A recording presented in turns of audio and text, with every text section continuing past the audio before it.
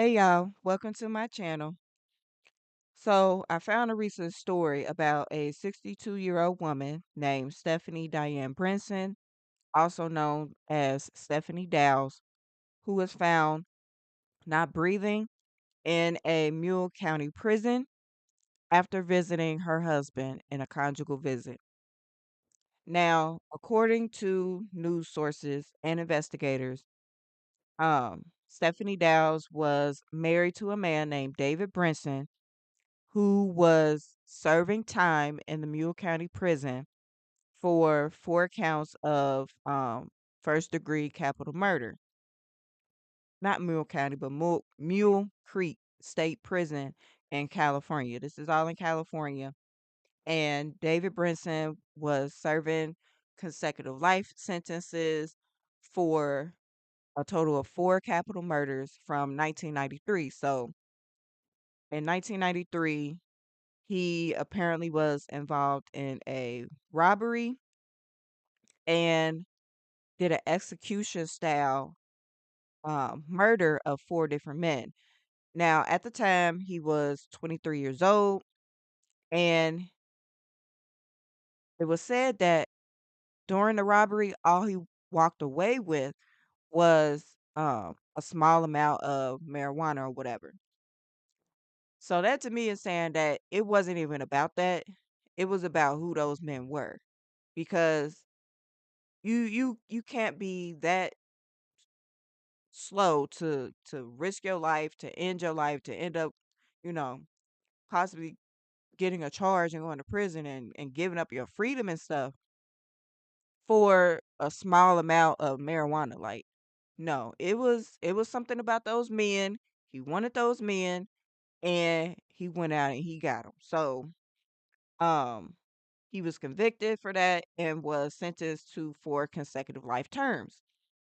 Now, it's unclear when him and Miss Dowles got married, but it seems that it happened while he was in prison. It wasn't like it doesn't seem like she knew this man before he went to prison. Um, so according to investigators, right, she was visiting Brinson in prison on November 13th, and they were having an extended conjugal visit. So basically, this was like an overnight thing. So she was able to come and she was able to stay overnight in the prison's apartment like area where they allow certain inmates to have conjugal visits. Now, according to David Brinson, the man who was in prison for the murders, he said that she just passed out. He called I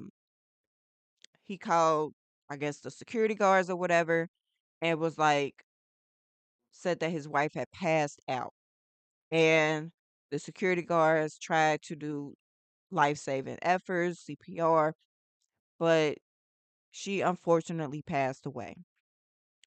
And so after that, it was a lot of speculation, but nothing was confirmed until the coroner finally came back and said that the cause of her death was actually strangulation. And so her family is speaking out. They're wanting to know why she was left to be alone with a convicted murderer,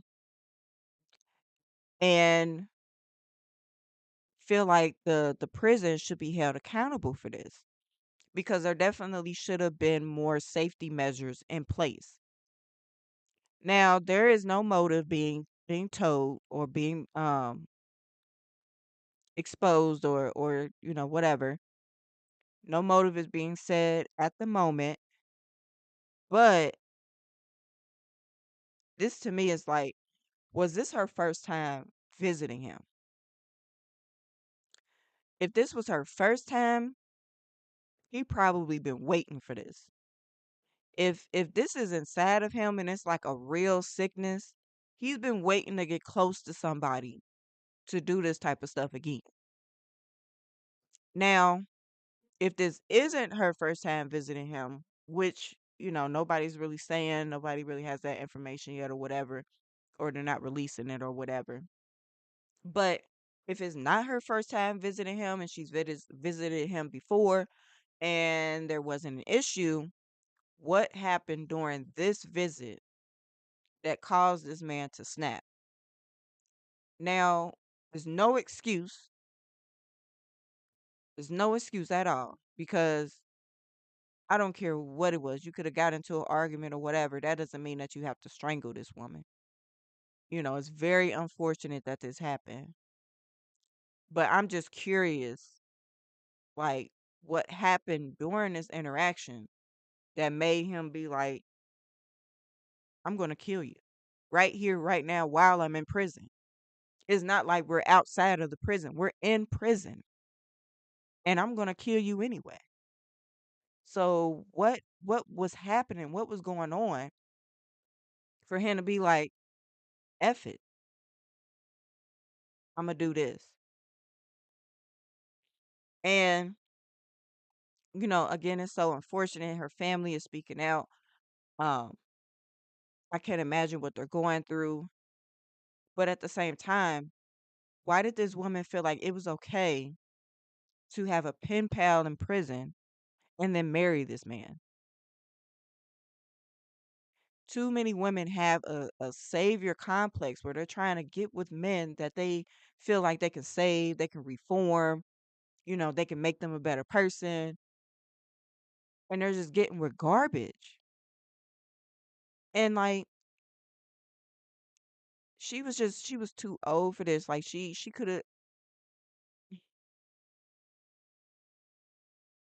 it could have been anybody else. I'm gonna just say that. Like, what made you think this was the move? And then for it to be a man who is convicted of multiple murders. You couldn't get you a little a drug dealer, somebody who embezzled some money or something. You go straight for a murderer, and you feel comfortable visiting this person alone. I don't know. It's a lot. It's so many holes that would need to be filled. Um, but the prison says that this is what they do. This is what they allow. They allow certain inmates to have conjugal visits, even those who are violent offenders. Like, according to the prison, the only people that they don't allow to have these visits are inmates who are on death row or those with convictions, like sex offenses and things like that. But you're letting violent offenders, like real live violent offenders, have these visits and be around these people. I don't know. I feel like, was the prison in on it too? Like, what is going on? But y'all let me know what y'all think about this in the comments below. Again, this is crazy.